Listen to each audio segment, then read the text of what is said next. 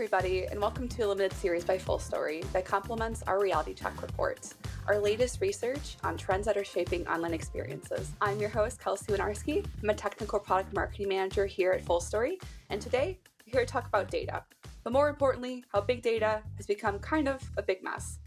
I'm joined by Kathy. Kathy, thank you so much for joining. I'm really excited to chat with you today. Would you mind giving us a little intro about yourself? Yeah, hi everyone. I'm super excited to be here. My name is Kathy Park. I'm a product manager here at Fullstory. And yeah, I love this topic and I'm really excited to dive in. Thank you, Kathy. I'm really excited to pick your brain to learn all things data. I thought before we dive in and get super serious, it might be fun to break the ice with a really corny joke that's based on the theme for today, data, because who doesn't love awful jokes? So, are you ready for my joke? I'm ready. Okay. What do you call data that floats? Oh gosh. I don't know. I don't The know what it is. cloud. Thank you for humoring me with my really bad joke. And I'm sorry No, if I cut you off there. I love it. I love it. Well, perfect. Well, let's start off with like a pretty introductory question to get a kind of a lay of the land here and figure out more about where we're at with data today. What do you think the current state of data utilization is in businesses today? Are companies drowning in data, or do you think they're even struggling to collect it in the first place? Yeah, there's definitely a range. So, by volume, we see the large enterprise companies having more resources, wider customer bases, more complex operations. So, that typically leads to greater volumes of data collection. In this scenario, I actually think when we talk about whether companies are drowning in data, it's not always about the volume, right?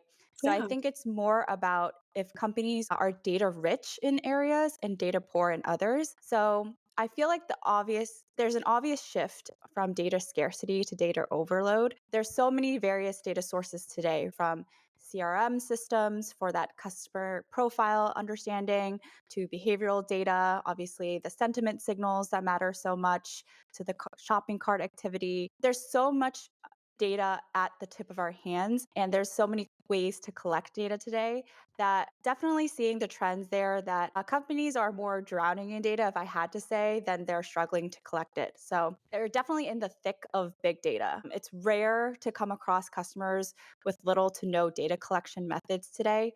I would say, for the most part, it's no surprise to me that when I look at the reality check report, brands are collecting more data than ever. So, yeah, no surprise there. I think data is the gold mine. Everybody knows it. Everybody's hopping on, and you just need to know how to wield it today.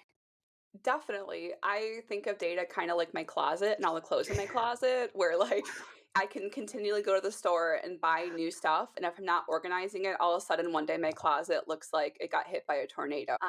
It makes a lot of sense to me. You want to know data. Without data, you can't make data driven decisions, which is really like the kind of buzzword phrase I've been hearing and seeing throughout the industry. But it's hard to like know what to collect, what to do with it, etc. And so although people have the data, it's like you're drowning in it. You have just too much to know what to do with. So I definitely understand that. So the reality check report really emphasizes the importance of organizing and prioritizing data. Like the clothes in my closet, we have to do something with it or it's going to get chaotic. What are some of the biggest pitfalls that companies face if they don't have a solid strategy for organizing and prioritizing their data? Yeah. The critical step first is really knowing that data collection is not just about the quantity of data, but the quality of data as well. So, in order to make data useful and valuable, you just can't have the data that you need. You need to make sense of the data you have. So, organizing allows businesses to make sense of the data, and prioritizing allows businesses to make effective decisions because they can focus on what questions are most important and valuable to be able to answer. So I know you just had the analogy with your closet, but I also love analogies. And when it comes to organizing and prioritizing, I always like to think of the example of trying to navigate a city with a map with missing streets or incorrect labels. That's kind of what I see when you think about massive data collection, but just very disorganized. It's like trying to make business decisions with disorganized data. So when data is structured and prioritized, you can quickly access the information you need to understand trends, identify opportunities, and make those informed decisions. But without it, it's kind of like making a best guess and trying to really navigate the city without knowing where you're going. So it's hard to be able to do that. So Yeah, companies can't just continue to store data in hopes that one day they might be able to analyze it all appropriately and somehow extract insights from that gold mine of the data that they have. In this way of thinking, they disregard the fact that most data has a shelf life that will reduce in viability before the company is able to really extract valuable information from it. So, I would say the biggest pitfalls out of all of this is just having missed opportunities. So, without a clear understanding of your data, you may miss valuable insights that could lead to really new products, services, or opportunities. It can lead to poor decision making. So, just poorly orchestrated collection methods can just yield inaccurate or irrelevant data. And I think you mentioned it too previously, where it's kind of a wasted resource. So, excessive data collection can lead to storage cost bloat. We know that we're paying for all that storage space, so you want to maximize that value that you have, right? You don't want that to be outdated or irrelevant or duplicated, even. You want to make sure that your closet has the greatest trends. We want to wear what everybody else is wearing. We want to be in trend. So, yeah, just a few of the biggest pitfalls that I see when it comes to just having all that data, but not being able to organize it or prioritize it. Yeah, I love that analogy of it being like a map with missing streets. For someone who's lived before Google Maps was a thing and you had GPS on your phone, going off of a map that's incomplete is impossible and a very stressful thing. So I get that and love that analogy there. I really hear what you're saying about companies collecting all this data and not knowing what to do with it. I kind of liken that to almost like a movie where it's like they're waiting for that hero to step in and say, "Okay, I know what we're going to do. You just hired me. I'm going to map out all of your data. It's going to be so easy." Unfortunately, though, that's typically not the case, where the longer you collect it, it becomes stale. Like you said, you miss those opportunities. And so, even if you don't have all the answers, I think it's important to start with what you have and try to figure out what you can. And I think that's probably a really good approach for data collection. Yeah, for sure. In our reality check report, we learned that only 25% of businesses feel confident in using their data. Why do you think there's such a disconnect between having data and knowing what to do with it? And what do you think are some of the biggest factors that are contributing to this lack of confidence? Yeah, when I kind of evaluate just the landscape of all the potential factors that can kind of go into feeling disconnected or just this lack of confidence, I honestly think it's a combination of factors that you have to normalize discussing internally about really where you stand and the difficulties you face, because it's going to be unique to your company and your use cases. While I think there's kind of an obvious list of just factors that contribute to this, I really want to preface that, it's okay to feel the way that you feel and to be able to kind of come into the room with the people and be able to kind of address where you are today. So that's first and foremost. But when we talk about, some of the biggest factors, again, that lack of clear objective that I talked about before. So many companies collecting data without that clear understanding of, what they want to achieve with it.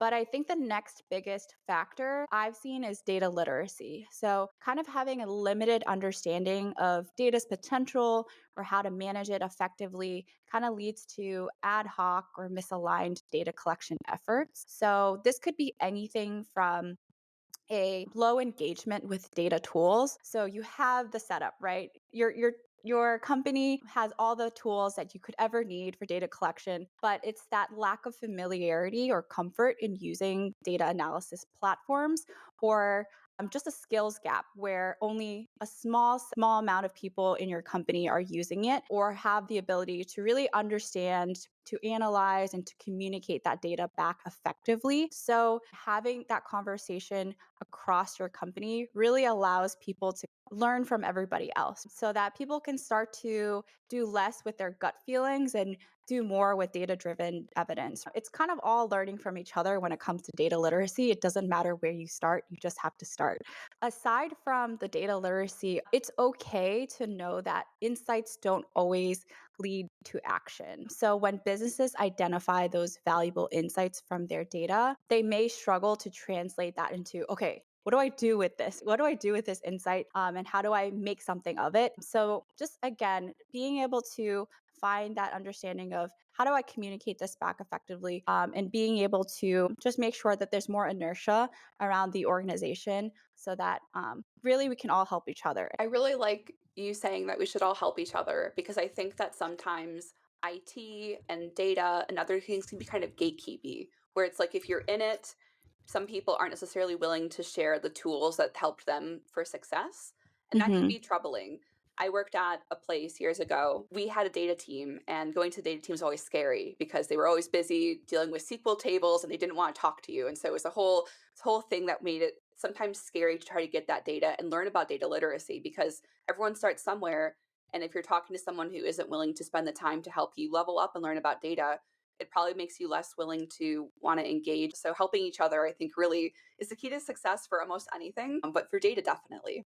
So, Yeah, you actually brought up a great point there around data being trapped in different departments. We also see that that's super common where information is just stored in separate systems or databases, and it just makes the collective business as a whole hard to get a unified view of their customers or their user base.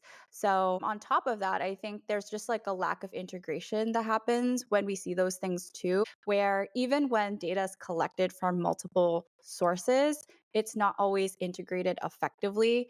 And so I would say at Fullstory, we have like data direct, and we know that we don't want to lock our customers into a single warehouse ecosystem because full story's data should be able to sync across data warehouses of your choice. And I think that's kind of a method and viewpoint that every customer should kind of have is how do I start to integrate all of my data together? How do they complement each other? And then also, yeah, just having that viewpoint just helps everybody kind of up level a little bit more. yeah, definitely. I think too, with the expansion of the cloud, there are apps everywhere, right? It used to just be you had your on prem apps. I knew where they all lived in my data center, and that's it. But all of a sudden, you have IT security going out and buying a new tool. You have marketing going and buying a new tool. You have all these cloud apps that you have no idea about. And so, if you don't know about them, how can you collect data on them? And so that Hmm. is definitely a really big message, and I think point here that you have to have those integrations tight. You have to know what you're looking for. And if there's missing puzzle pieces, you'll never know the full story. No pun intended there. Well, perfect. I think we've talked a lot about chaos and stress that surrounds data and how it's a big mess. And I think that for our listeners, it might be nice to talk about some solutions too, so they don't just feel like they're out in data limbo here. For organizations that are overwhelmed by data, what are some of the first steps that they can take to get organized and prioritized? What are some of the low hanging fruit that they can tackle right away to help make this mess less chaotic? I want to break it down by the why, the what, and the where. So, the why, and I'm going to keep reiterating this, is define your clear objectives. So, what problems are you trying to solve? So, this could be anything from, hey, I want to increase customer retention, or I want to improve marketing campaign effectiveness. Really be able to vocalize and be able to shape that problem pretty concretely. Like, you definitely want to start there. And to help you, I would say find a data champion who could kind of help with that problem shaping, and or even a small team. It doesn't have to be one person. It could be a collective who really wants to kind of own this and champion it together. And then for the why, also just focus on a few key areas. So resist the urge to try and fix everything at once. So choose the 2 to 3 or even start with one most critical items in the business to focus your initial efforts there. Start small. You want to know if, what you're doing is gaining momentum on the right track, and you don't want to cast a wide net and kind of have to start over. Definitely in terms of first things first, define the clear objective. Secondly, identify your data sources. So this is kind of the where, right? So inventory your data. Don't even go and try to collect more data. We definitely don't want to do that. You definitely want to just have a lay of the land. So where is your data currently stored? Again, we talk about all these different sources of data where it comes to the CRM or those marketing automation platforms, even spreadsheets, right? Databases. We're okay. Just create that comprehensive list and then centralize that data. So, identifying the most important data related to your chosen objectives and then bringing it together into a central location. So, you not having to go to multiple places for those tools, and having just all of that in one place is definitely where to start. From there, I would say categorize your data. So start to group your data by type. Start to think about, what kind of data do you have? Is it customer data? Is it sales data? Is it operational data? And then by relevance to your chosen objectives. So again, the key is to always bring that back to those objectives and what problems you're trying to solve. And then lastly, the what. So the what is so assess that data quality. So start again with a small sample. Don't try to clean all your data at once. Choose that small representative sample of data related to your key objectives. Then look for inconsistencies and errors. So you want that clean data. So that's always going to be key. So if you talk about, or if you look for duplicate entries or missing information or even incorrect formatting, those are always key things and easy wins to kind of check off. And then prioritize that data cleaning. So focus on cleaning the data that's most critical to those initial objectives. And from there, you're off to a good start already. I think that for people who feel overwhelmed by how much data they have, it can feel really easy to be like, well, I want to fix it all. If I'm fixing it now, let's just get it all done. And it's like boiling the ocean. It's a lot to do at once and it becomes really overwhelming. And I think that that can lead to losing momentum because you feel like after a while it's almost an impossible task. I have all this data to go through. I have to do all of it. That's too much. So Mhm. I think a simpler approach is definitely better. And it sounds like this is kind of like a whole company initiative too, right? Where you have to work with different stakeholders, figure out where they're keeping their data, who are some key champions in each area that you can kind of bring together and say, okay, from the data team, you know this, but the security team might know we have data here, marketing, etc. So bringing all of these key stakeholders together for a common cause. And I think that similar to organizing a closet, which will be my analogy, I guess, for this entire session, it would be a lot to do my entire closet at once, right? It's a lot to go through all my clothes, figure out, well, what's in season, really focus on. I'm really trying to be a fall fashionista here. So I'm focusing only on sweaters. But yeah, figuring out like what your problems are and going kind of in an iterative process there. Yeah. I was also curious about how businesses can ensure that their data analytics is leading to meaningful actions. What are some ways to bridge that gap between insights and implementation? I know that you had mentioned that it won't always lead to action, but in the cases that it does, how can we help bridge that gap and make it happen? Yeah, I definitely would say developing actionable recommendations is always the next step after, you find out what problem you want to focus on, and then you ask, so what? What do I do next? So you want to be specific and concrete with those actions that kind of follow up on those objectives. So if your objective is to improve customer service, let's just say, you don't want to just stop there. You want to be specific in your recommendation. If that's implementing a live chat feature on the website, that's very actionable. Like, how did you get there, right? So the data should kind of tell you really what your actions should be and really point you to fulfilling that objective that you have.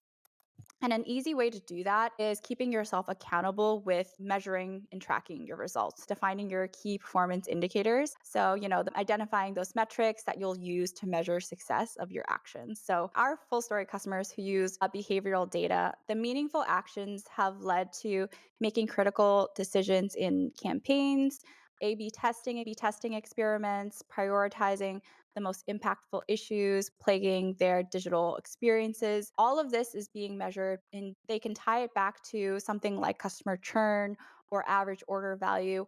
All of the data that they're using from the behavioral data that we have, that's all going back to their KPIs. And so, and if those aren't just working for you, iterate and adjust. You'll know if your actions aren't producing the desired results. So just be prepared to iterate and adjust as necessary. That makes a lot of sense. Similar to starting a project, you want to know what you want to accomplish when you first start it, right? So you don't just want to, again, boil the ocean and get it all done. I think that having KPIs too, like you said, it has a accountable metric for it. You can see how it performs month over month or year over year. And that's a really smart idea. I think that being able to also have KPIs also shows the business and stakeholders, hey, what we're doing is working or what we're not doing is working. I think that what you also said about being open and flexible to adjusting is really important too. I think that lots of people want to get it right the first time and they're not going to, and that's okay. Not being afraid to fail, to try and to pivot, I think really makes people extraordinary versus just good. You're able to continually go in and tweak and figure out what works best for you versus this is just what I thought would work. It didn't work and I feel bad. I'm going to give up now. We talked a lot about data being a mess, how we can solve some of these issues. And I want to wrap it up by asking a question more looking ahead. So, how do you see the role of data evolving in business? What skills or strategies do you think will be most important for companies to develop in order to thrive in a data driven world?